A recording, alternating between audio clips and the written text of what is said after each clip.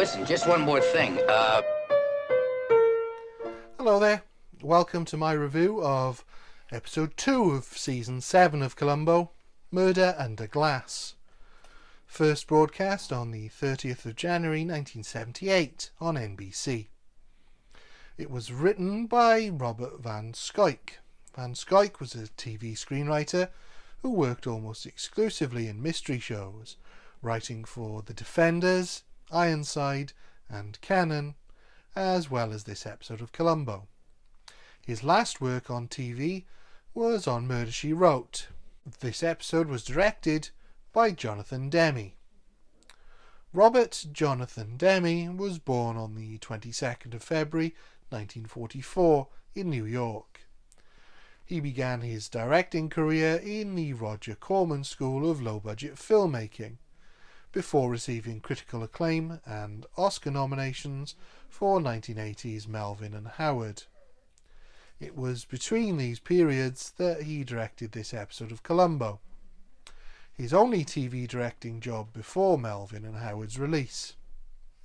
His career would then move to directing music videos amongst the occasional film, including the documentary about Talking Heads, Stop Making Sense, to further critical acclaim. His films in the 80s were met with varying success, but in 1991, as director of The Silence of the Lambs, he had a critical and commercial mega hit. The first film to win the Big Five Oscars since 1975, and one of only 3 films to do so.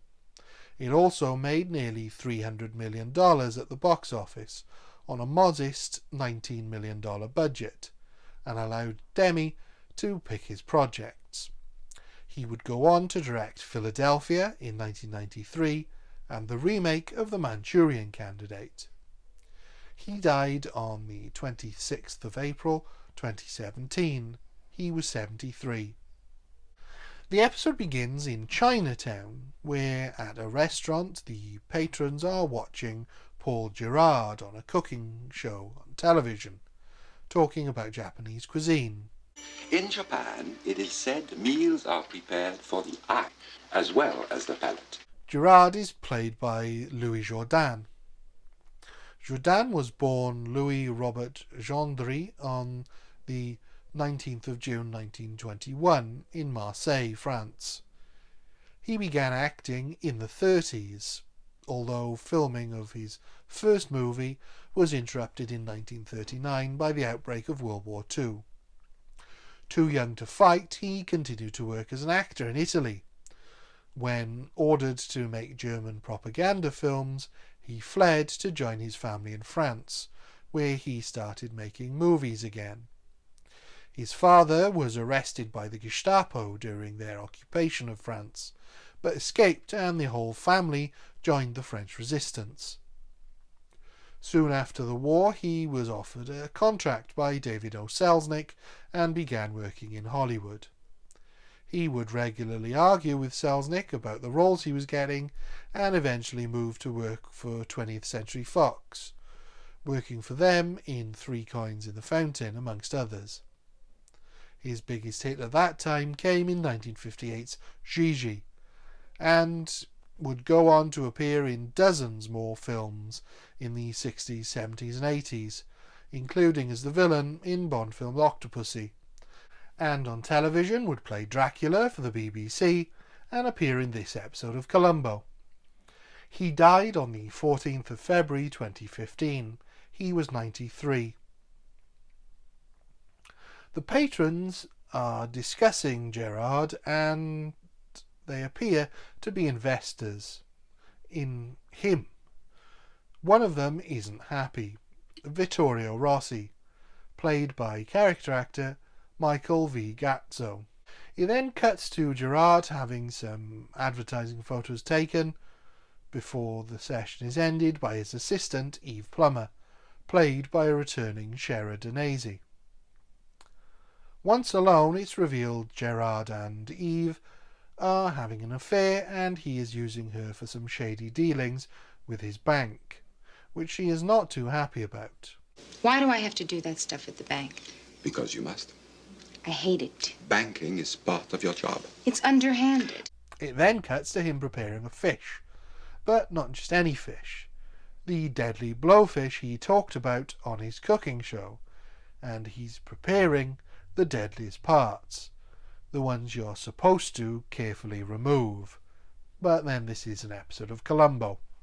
He then goes to a restaurant and is greeted by a very nervous waiter. It's the restaurant of Vittorio Rossi. They dine together, and it turns out Rossi was paying Gerard for positive endorsements of his restaurant, but has had enough and intends to expose Gerard's little hustle. Gerard leaves, and Rossi pours himself a glass of wine as he and the waiter clean up before he collapses dead. We didn't even see that sneaky devil Gerard slip him the poison. This is a new angle. We know who the murderer is. We know what the murder weapon is even. But although we watched the whole thing, we're clueless as to how the poison was administered. Maybe Rossi did just have a heart attack. Gerard returns to the restaurant and the police are already there. He is greeted by Sergeant Burke, a different Sergeant Burke from the last episode, but the same Sergeant Burke from the episode before that. Maybe there's more than one Sergeant Burke working with Columbo. Gerard exclaims that he was summoned and he is greeted by Columbo, who, naturally, as he's in an Italian restaurant, is eating. Mr. Paul Gerard? Yes. Forgive me, sir, for eating this way, but I didn't have a chance to go home, and Chef Albert, he was good enough to pair me a bowl of his cioppino. Food and shoes really do seem to be the lieutenant's main interests, outside of solving impossible murders. He tells Gerard what a big fan of his he is, and then asks him some questions about his movements that night. They go through to the kitchen, and Columbo speaks to the waiter in Italian, as he speaks no English, and thanks to some pantomiming from him and Columbo, and some slightly over the top but nonetheless amusing performances from both, we can just about work out what they're saying. Delle cassette, no? Perché? Perché m'hai fatto fuori? No, tenente. Basta con le bugie. Columbo then asks if Gerard knows the people at Rossi's previous diary engagement, and Gerard explains that they are all restaurant owners. This is a curious opening, as it certainly seems as if Columbo doesn't really get anything useful from Gerard, nor does Gerard do anything to give himself away. This is a rare occasion where Columbo has to do some further detective work to find a suspect. He first goes to see Max Duval, one of Rossi's lunch partners, played by Richard Dysart, our second Columbo actor, who would later go on to appear in The Thing. He's also a restaurateur and asks what their lunch meeting was about. Duval doesn't reveal what Rossi was upset about, as he presumably has the same deal with Gerard, but Columbo does get to eat again, as the chef was a friend of Rossi's and he's grateful to Columbo for investigating his murder. Vittorio was my friend. I wish you luck. And I've prepared a little something for you. This might just end up being Columbo's favourite case of all time. He then bumps into Gerard at another restaurant and explains the poison was in the wine, which wasn't opened until Gerard had left. This is even more of a conundrum for us than it is for Columbo, as we know Gerard didn't go near the bottle while he was at the restaurant, and the waiter picked it at random. Columbo is then presented with more food from another of Rossi's friends. Lieutenant Columbo, I was a friend of Vittorio's. With my compliments. He then plays a very clever trick on Gerard by suggesting that maybe Rossi poisoned the wine himself in an attempt to kill Gerard and accidentally drunk it himself. Yes. I can see how that could be possible. But then Columbo says that it's a ridiculous theory. Why would Rossi want to kill Gerard? And he now has his chief suspect. An innocent man would have immediately said that that makes no sense, as Rossi had no reason to want him dead. But because Gerard is attempting to cast suspicion away from himself, he all too readily agrees, giving himself away. That evening, Gerard tells Eve she is to close the fake account he's had her set up and to go on a European cruise.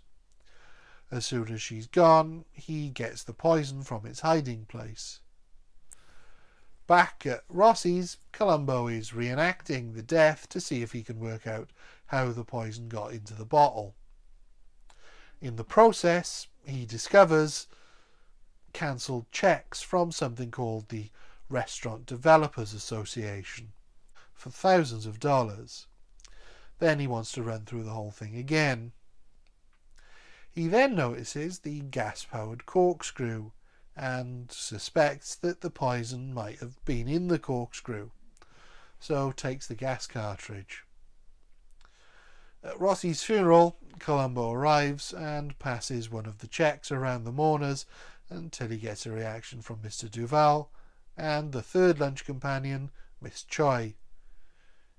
He then goes to see Miss Choi at her restaurant, and she plays dumb and says the association was to help upcoming restaurants, but was a failure and had no money to speak of. We then cut to Eve and Gerard having sushi with a visiting colleague, Kanji Ozu, played by Meiko, who is presented with fugu, or blowfish, this time correctly prepared. Columbo arrives and Gerard asks him to join them. Kanji encourages him to try the fugu, which he does, and Kanji then explains it's deadly poisonous, unless prepared properly. Gerard is clearly uncomfortable with this information. Shall we tell him? I don't think our guest is interested in fish stories. But I think he believes he got away with it, as he has fallen for Columbo's clueless act. Columbo asks Gerard about the association, and Gerard denies knowing anything about it. Columbo then visits the bank where the association's account is registered, and the manager confirms the small amount of funds. But there's also a savings account, where money from all three members of the association were deposited, and the account is in the name of Eve's alias. Columbo goes to see Eve and tricks her into revealing she is the account owner, on behalf of Gerard. You should have been there last year. It was terrific. Oh, Mrs. DeMarlo. Yes, Lieutenant?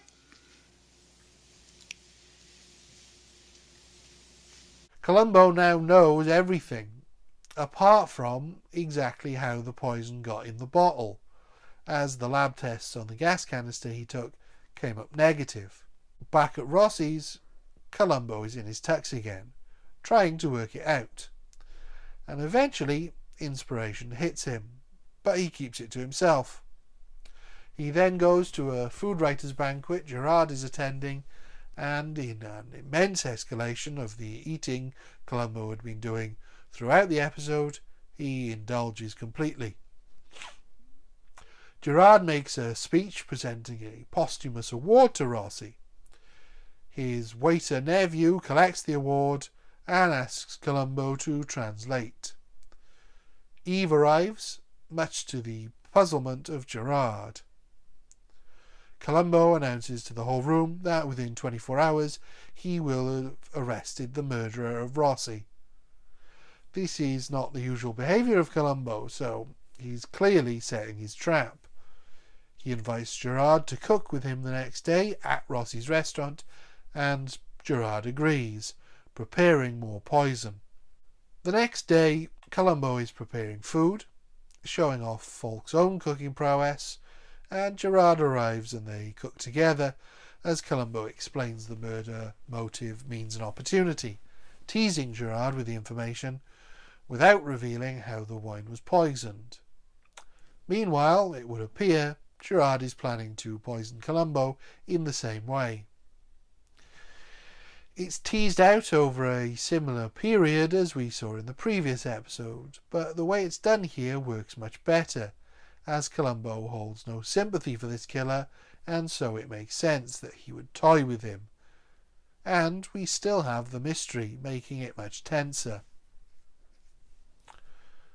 Gerard explodes. But how did the murderer get the fugu poison into the bottle? Then apologises for the outburst, so Columbo finally explains. The poison was in the bottle opener, but it was in the neck of the corkscrew, not in the gas canister. And the whole corkscrew was swapped, not just the gas cartridge. Columbo drinks the wine Gerard has poured, and Columbo says he can't prove any of this, but he did mark the bottle opener before Gerard arrived, and now the bottle opener has no mark.